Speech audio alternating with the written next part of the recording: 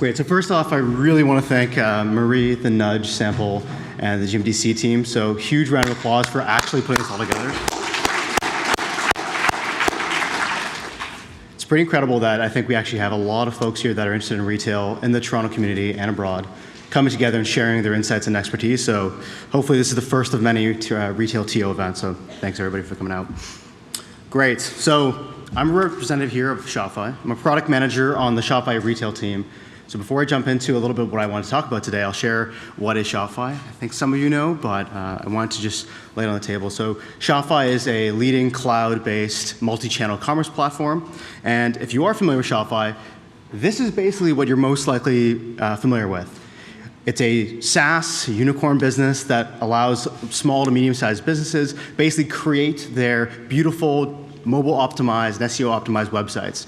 Out of the box for $29, you get payments, you get fulfillment services, you get shipping all through Shopify. So great. That is Shopify as we know it today. We actually have more than 600,000 small businesses ranging from anywhere from merchants that are doing hundreds of millions of dollars to this mom and pops using Shopify as a platform to run their business. But I'm not going to be talking about e-commerce at all today, so I'm going to park that. The Shopify retail team and why I'm here is actually specifically to help enable a lot of our online brands have this sort of experience.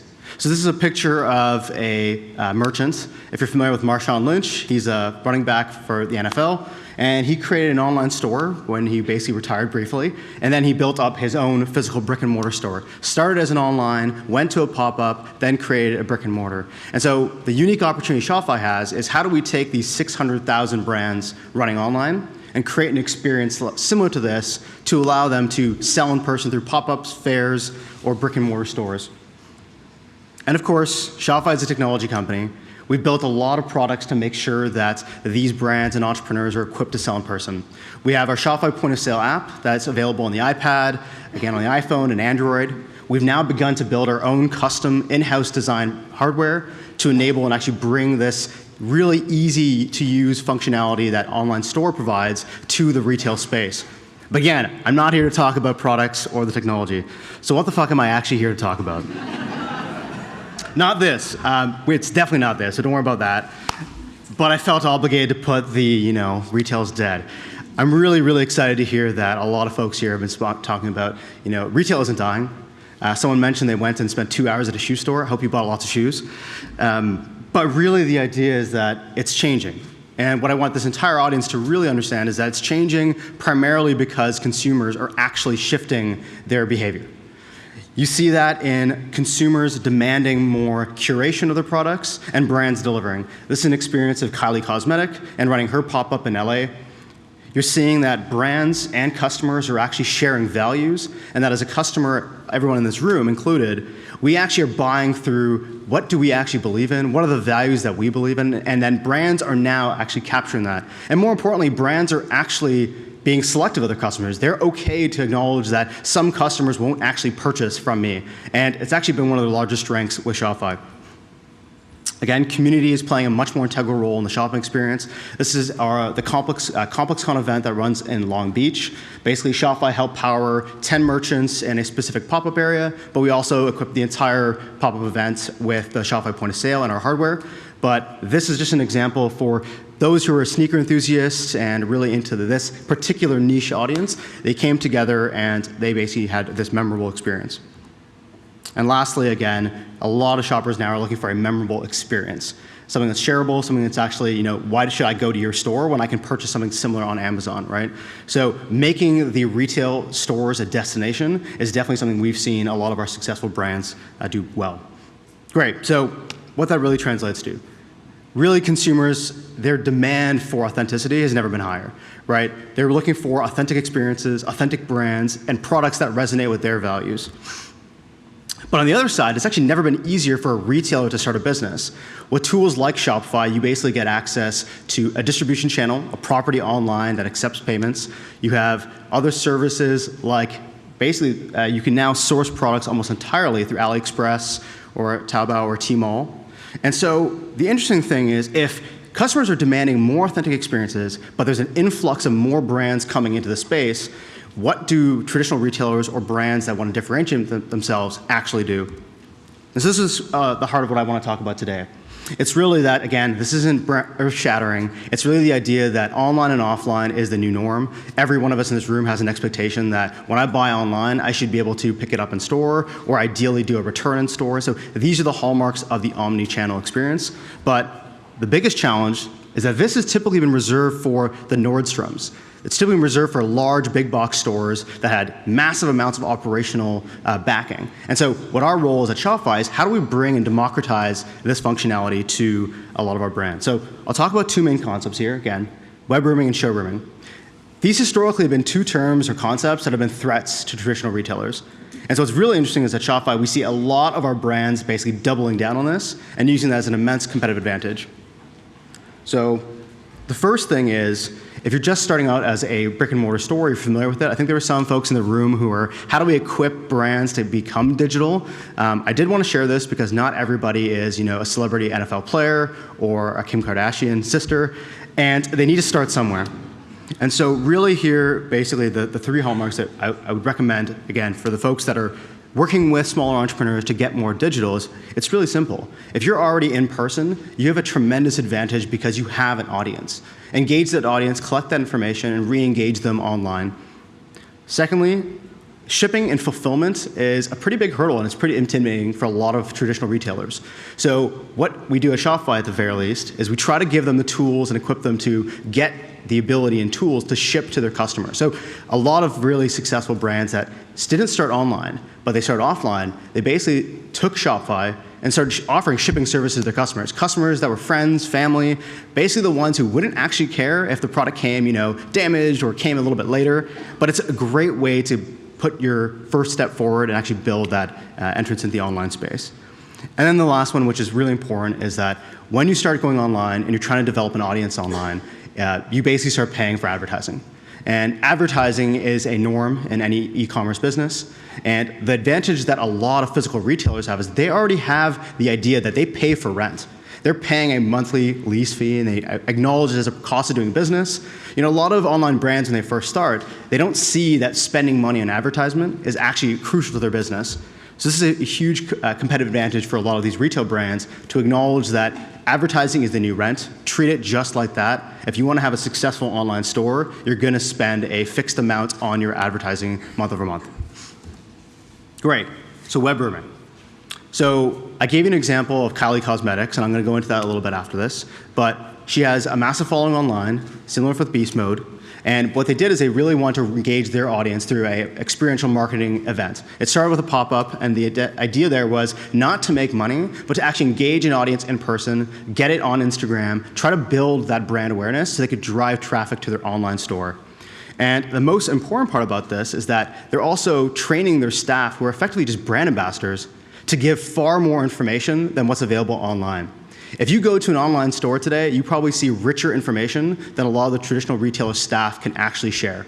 And so what we're seeing now is that the staff become incredibly valuable in terms of them actually adding more to the shopping experience. So training your staff and getting them to acknowledge that, hey, you need to deliver more than the online store, that's a new norm for a lot of our online brands. Showrooming. So this one's really exciting. It's not new, but we've seen a lot of very successful brands on Shopify leverage this. So Lisa, Nest Bedding, Endy, the mattress equivalents of Casper. They've been using Shopify to effectively run brick and mortar stores where they sell mattresses and beddings, and they take advantage of using Shopify point of sale to basically take payments in person, but they fulfill entirely through a warehouse or through a back office fulfillment. And so with Shopify, they've actually been able to get a ton of value from having one single platform to take payments, track the order, mark the fulfillment, and then re-engage that audience afterwards. A part that's really important here is that employees need to be incentivized to actually want to close a deal that may not happen in store.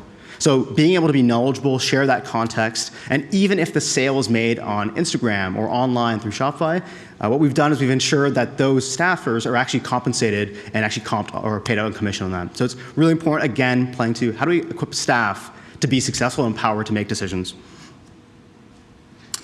So these are the hallmarks. Again, I mentioned this briefly. These are nothing really special for folks in this room. I mean, again, you expect in-store pickup. You expect, that's click and collect. You expect returns in store, and you expect to apply a discount that's available both in-store, online, or any channel I engage my audience in. But This functionality is actually reserved for very large businesses, typically really operated by human beings running in the background. And so what Shopify is trying to do is equip the smallest brand, the Queen Street West, or any brand that's trying to build a multi-channel boutique with abilities like this. So we want to give them superpowers so they can compete against big box stores.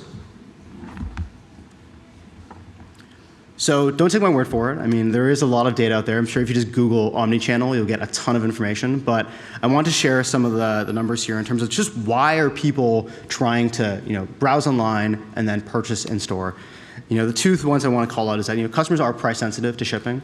Customers are also looking for that convenience of if they can pick it up the same day or get same day delivery, they want to take advantage of that.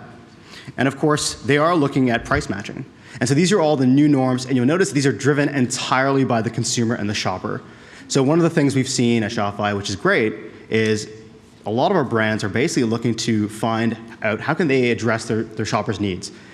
They really are just trying to engage that audience and make sure that they're the happiest customers they return. Great. So what this ties into is basically this thesis that we have at Shopify, especially on the retail team, that online businesses are trying to extend their online brands offline. And so I'm going to go into 2 examples. So mentioned Kylie Jenner before. She ran a pop-up in Los Angeles, and I just want to give a little bit of history of this because it's kind of fascinating. So in 2015, she ran her first flash sale for her lip kits, and she basically had she opened at 12 midnight, and in 1 minute, she sold out every single one of her products. This is not a one-off. Every single time she does a flash sale, she sells out in a minute or less. And it doesn't even matter how much product she's selling, she'll typically close out no matter what in a minute. So the question is, and we asked, why would you ever go offline? If you are killing it in the online space, and you can guarantee that within a minute you're closing out and selling all your inventory, why would you engage offline? And so for her, it was pretty simple, and her team. It was really that being offline is an opportunity to re-engage this incredibly highly engaged audience and get them to actually get more value. It's really making the physical retail store a destination and a form of media to be promoted. And the expectation is if you're not in Los Angeles and you're in a different country, you can still purchase online. But this is just another way to build that engagement. So great. Not everybody has 116 million followers like Kylie Jenner does. So I want to get another example. So this is Ben. He started Gymshark in 2012. And if you guys aren't familiar with Gymshark, it's an apparel business based in the UK for fitness.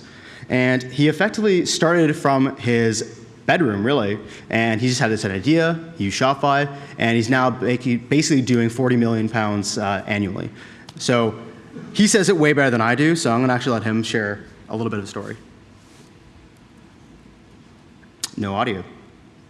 So I will share the story on his behalf. I was a pizza delivery driver.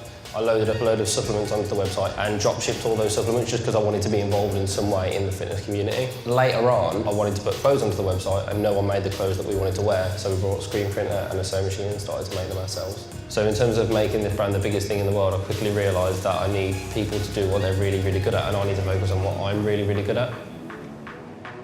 Our department's job is to just bring the noise, get the humans to the website and make sure the traffic is crazy. We need to know when we do, the platform's going to hold up, because we've had some bad experiences in the past where stuff went down, went wrong, whatever else. So like Black Friday, for example, we mapped everything out, so every single social media post was out on the table in front of us. We went through it with a fine-tooth comb. We can only do stuff like that if the platform's going to hold up, you know what I'm saying? Otherwise, all the stuff we do is probably going to be in vain.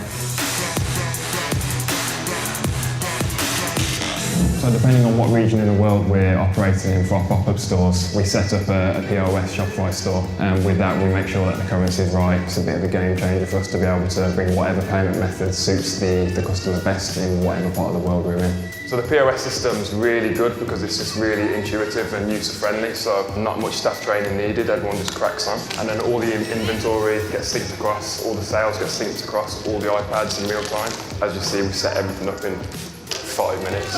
3, 2, 1, go!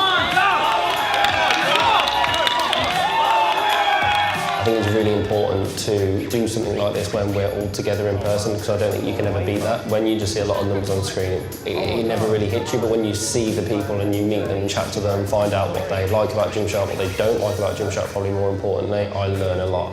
And there's a huge amount of Gymshark fans in California as a whole. It's always nice just to meet the wider Gymshark family and spend time with everyone. When he was like 2 feet away from me, my heart was pumping, it was like starting to shake. The guy that did it all. Yeah, I know. We wouldn't be here if it weren't He's such a nice guy too. He's a real person. It's awesome.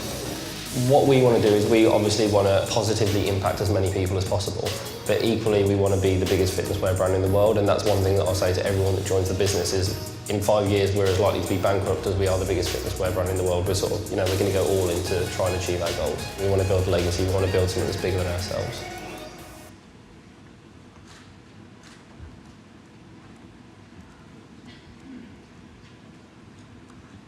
It's weird.